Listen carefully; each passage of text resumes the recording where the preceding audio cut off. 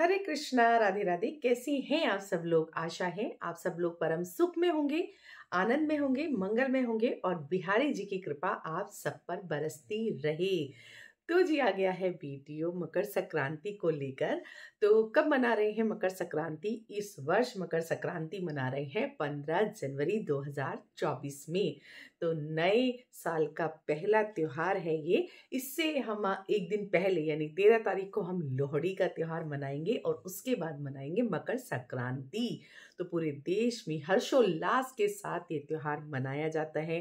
कहीं इसको पोंगल कहते हैं, कहीं इसको बिहू कहते हैं, कहीं इसको खिचड़ी कहते हैं और अलग अलग राज्यों में अलग अलग तरीके से ये त्योहार मनाया जाता है। कहीं पे काली दाल की खिचड़ी बनती है, कहीं मूंग की दाल की खिचड़ी बनती है, कहीं पक्का भोजन बनता है, पकवान बनता है, गुड़ के और तिल के लड्डू बनाए जाते हैं, मूंगफली, रेवड़ी, गज्जक और बहुत सारी खुशियाँ बांटी जाती हैं, दान किया जाता है। मतलब बहुत बड़ा त्योहार है ये। नए मौसम की शुरुआत हो गई है और आज ही से सोचा जाता है, समझा जाता है ऐसा कि सर्दियां जो हैं अब धीरे धीरे खत्म होने जा रही हैं, क्योंकि सूर्य देव जो है वो हमें दर्शन देने जा रहे हैं। तो धीरे धीरे ठंड भी कम होगी, तो जो नई फसलें हैं वो खेतों में लहरा रही हैं और धीरे धीरे बसंत ऋतु का आगमन भी होने जा रहा है। और बसंत तो आपको पता ही है कितना प्यारा मौसम होता है, हर जगह फूल होते हैं, हर जगह हरियाली होती है। तो बसंत आने वाला है और दिन जो है वो अब लंबे हो जाएंगे और रातें छोटी हो जाएंगी। तो सूर्य देव जो है सुख, सौभाग्य, शांति, आरोग्य, धन संपदा, वैभव और सौभाग्य लेकर आ रहे हैं। और सूर्य देव की विशेष आराधना का दिन होता है मकर संक्रांति, जिसे आप और हम मिलकर मनाएंगे 15 जनवरी को। बहुत सारी जगह इस दिन पतंग उड़ाई जाती है। ढील दे रे भैया। तो पतंगबाजी भी खूब होती है आज ही के दिन। और इसी के साथ साथ बच्चे भी एग्जाम की तैयारियों में लगे हुए हैं, तो एग्जाम से रिलेटेड वीडियो भी लेकर मैं जल्दी ही आऊंगी। और क्यों मनाया जाता है ये त्योहार, ये आपको बता देती हूँ। तो सूर्य देव जो है इस दिन उत्तरायण होते हैं, यानी उत्तर दिशा की तरफ गोचर करते हैं। और सूर्य देव एक राशि से निकलकर दूसरी राशि में जब प्रवेश करते हैं तो उसको संक्रांति बोला जाता है। वैसे हर महीने संक्रांति होती है, लेकिन यह जो संक्रांति होती है इस दिन धनु राशि से निकलकर मकर राशि में प्रवेश करते हैं। और मकर राशि के स्वामी होते हैं शनिदेव। शनिदेव जो है वो सूर्य भगवान के पुत्र हैं। तो ऐसा माना जाता है कि सूर्य देव जो है शनि देव से मिलने के लिए उनके घर पर गए थे, यानी पिता पुत्र के मिलन का ये दिन होता है, जिसको मकर संक्रांति के रूप में सभी लोग मनाते हैं। एक और कथा प्रचलित है कि भगवान विष्णु ने पृथ्वी को राक्षसों से मुक्त किया था और पृथ्वी वासियों ने खुश होकर के और सभी देवी देवताओं ने खुश होकर के मकर संक्रांति का ये त्योहार मनाया था, क्योंकि उसी दिन ही मकर संक्रांति थी। और इसी के साथ साथ एक और कथा प्रचलित होती है कि भीष्म पितामह, आप सभी को पता है कि वो सैया पर थे, उन्होंने देह त्याग नहीं किया था, क्योंकि उस समय जो है सूर्य उत्तरायण नहीं थे। जैसे ही सूर्य उत्तरायण हुए, मकर संक्रांति वाले दिन ही भीष्म पितामह ने देह त्याग किया था।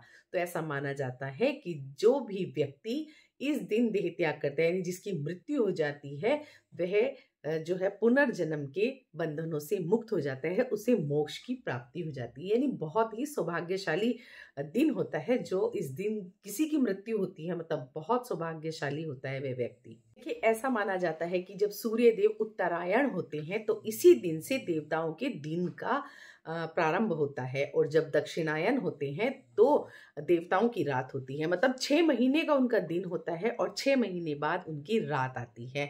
यानी हमारा तो डेली डेली का होता है, लेकिन भगवान का ऐसा नहीं होता है। तो सभी देवता जब उनका दिन होता है, दिन निकलता है, तो इस दिन खुशियां मनाते हैं। और इसी के दिन हर 12 साल के बाद कुंभ के मेले का भी आयोजन होता है। मकर संक्रांति पर गंगा स्नान का बहुत बहुत विशेष महत्व है। इस दिन ये माना जाता है कि गंगा जी में स्नान करके हम सभी पापों से मुक्त हो जाते हैं। तो किसी भी पवित्र नदियों में या गंगा स्नान हमें जरूर करना चाहिए। अगर हम गंगा स्नान नहीं कर पा रहे हैं तो कोई बात नहीं, हमें घर में ही पानी में गंगा जल डालकर और थोड़े से काले तिल डाल करके उससे स्नान करना है। पूरे घर में गंगा जल के छींटे हमें देने हैं और जो हम सूर्य देव को अर्घ्य देंगे उसमें भी हम गंगा जल जरूर से डालेंगे। तो जो सूर्य देव को हमें जल देना है उसमें हमें क्या क्या करना है, हमें तांबे के लोटे से जल देना चाहिए। उसमें काले तिल डालने हैं, लाल चंदन डालना है, लाल पुष्प आपको मिल जाए गुड़हल इत्यादि का तो वो पुष्प आपको डालना है, थोड़ा सा गंगा जल डालना है, गुड़ डालना है।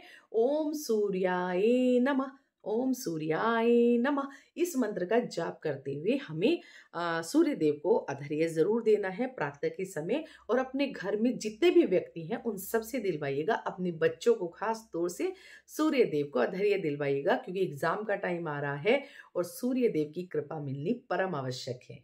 पूरे देश में ये त्योहार खिचड़ी के नाम से मनाया जाता है, तो इसलिए घर घर में खिचड़ी बनाई जाती है, खिचड़ी का ही भोग लगाया जाता है, खिचड़ी ही स्वयं से पाई जाती है और खिचड़ी का ही दान किया जाता है।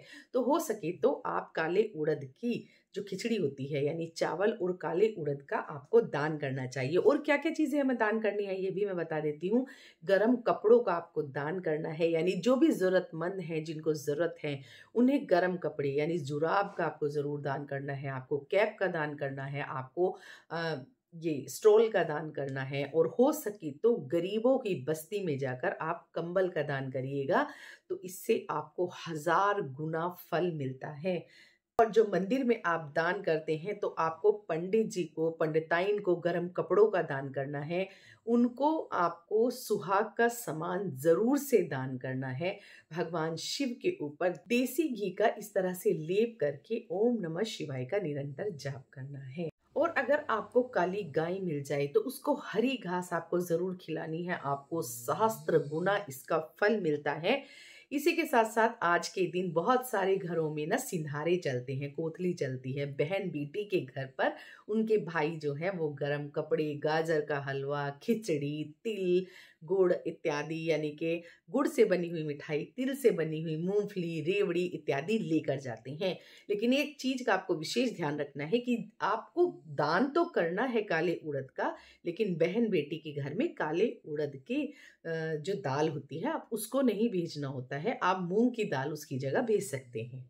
और आपको किस किस चीज का दान करना है ये भी मैं आपको बता देती हूँ। अगर आपके ऊपर शनि की 7.5 चल रही है तो आपको तांबे के बर्तनों का दान करना चाहिए, आपको नमक की थैली का दान करना चाहिए।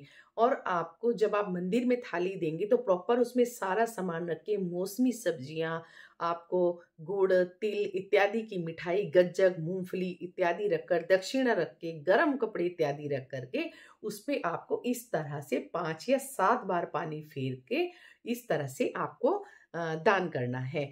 इसी के साथ साथ आपको थोड़े से काले तिल लेकर अपने पितरों के निमित्त भी जल अर्पण करना चाहिए।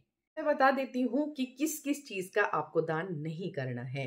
तो देखिए, कोई भी यूज करी हुई चीज का आपको दान नहीं करना है। मतलब जैसे हम पुराने कपड़े या पुरानी चीजें दान करते हैं तो वो आप कभी भी करिए, लेकिन आज आपको मकर संक्रांति के दिन पर वो दान नहीं करना है। किसी भी प्लास्टिक की चीज का, प्लास्टिक के बर्तन का आपको दान नहीं करना है। स्टील के बर्तनों का भी आपको दान नहीं करना है।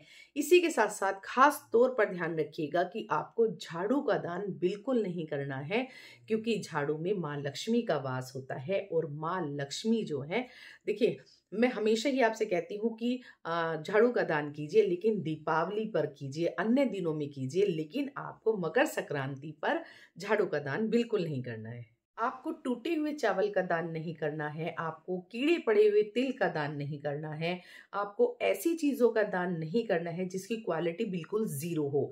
मतलब मैं ये कहना चाहती हूँ 10 चीजें लाने की जगह आप एक चीज लाइए, लेकिन ऐसी चीज लाइए जिसका कोई अच्छे से सदुपयोग कर सके।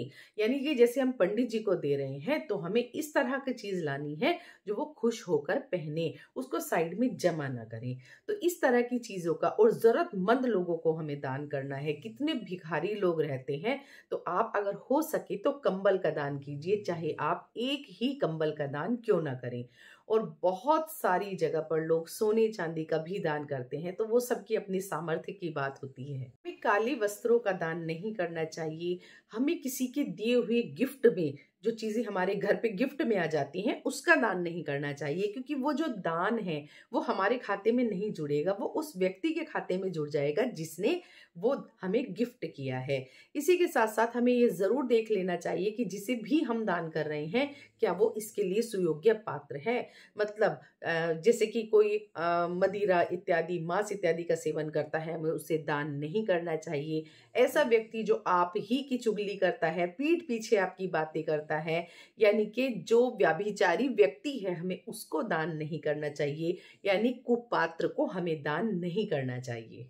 और एक चीज का आपको जरूर ध्यान रखना है कि दान देने के बाद में आपको पश्चाताप नहीं होना चाहिए। मतलब ये मैंने ये दे दिया, अरे मैं तो कम दे सकती थी, मैंने इतना क्यों दे दिया, मुझे ये नहीं देना था, इसे तो मैं घर में यूज कर लेती। तो अगर इस तरह पश्चाताप की भावना आपके मन में आ गई तो वो दान आपका कहीं भी नहीं लगेगा। तो पहले ही आप सोच समझ लीजिए आपको क्या देना है दान में। पर मेरी यही आपसे रिक्वेस्ट है कि आप जिसे दे रहे हैं वो व्यक्ति भी बहुत सुयोग्य हो, अच्छी सोच का हो, और जो आप दे रहे हैं वो भी अच्छी क्वालिटी की चीज होनी चाहिए। मतलब वो जरूरतमंद को अगर आप देंगे, जो आपको आशीर्वाद दे उस चीज के बदले, उसका आपको हजारों गुना फल मिलता है। जैसे कि चाकू, कैंची इत्यादि इस तरह की चीजों का दान भी आपको नहीं करना चाहिए। तो मैंने आपको मतलब सारी ही बातें बता दी हैं, ऑलमोस्ट सब बता दिया है मकर संक्रांति को लेके। आपने क्या क्या चीजें दान के लिए सोची हैं कमेंट बॉक्स में बताइएगा। और वीडियो आपके लिए हेल्पफुल हुई है तो जरूर से लाइक कमेंट शेयर कीजिएगा, और चैनल में अगर नए हैं तो चैनल को सब्सक्राइब कीजिएगा। ये जानकारी अपने दोस्तों में, मित्रों में और कृष्ण भक्तों में जरूर से भेजिएगा, शेयर कीजिएगा, सब्सक्राइब कीजिएगा। और सूर्य देव को प्रसन्न करने का सबसे बड़ा दिन है मकर संक्रांति, तो सारे काम छोड़कर आपको एक लोटा जल सूर्य देव को जरूर से अर्पण करना चाहिए। Happy Makar Sankranti to all of you.